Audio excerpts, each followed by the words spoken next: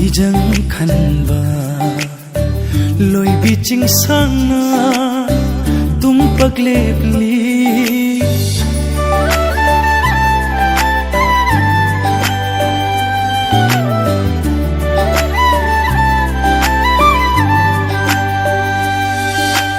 angau balai chilna fijang khanba loi biching sangna tum paglepli aikhoi anigi itobu yengi aikhoi anigi itobu yengi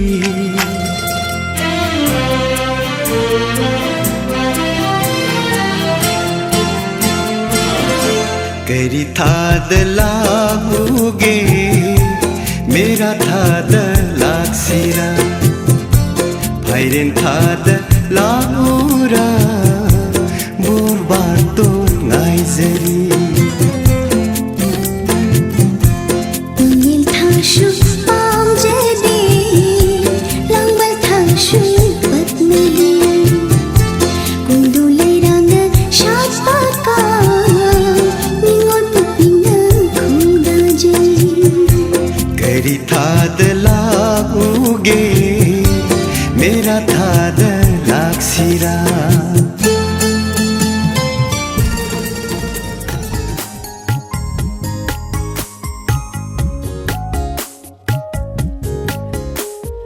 asuk thuna hairuba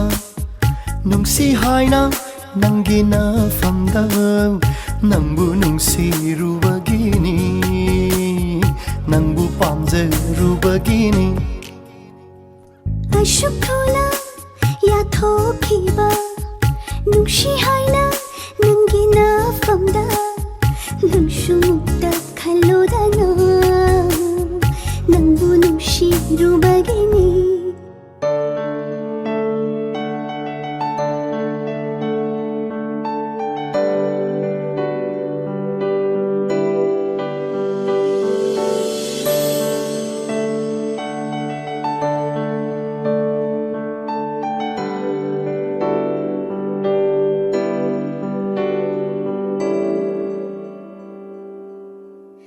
Leisha tamlei nungshigi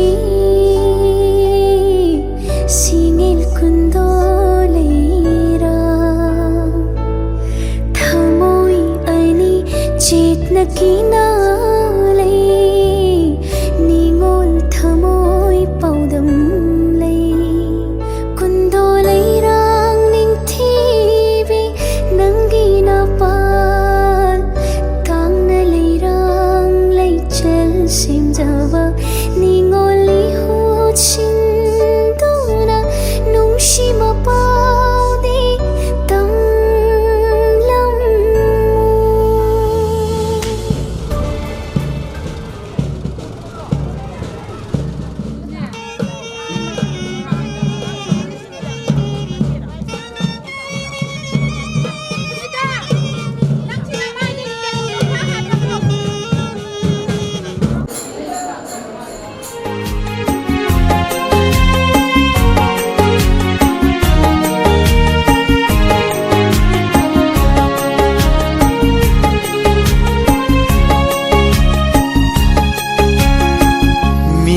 macha nungsibi o nungsibi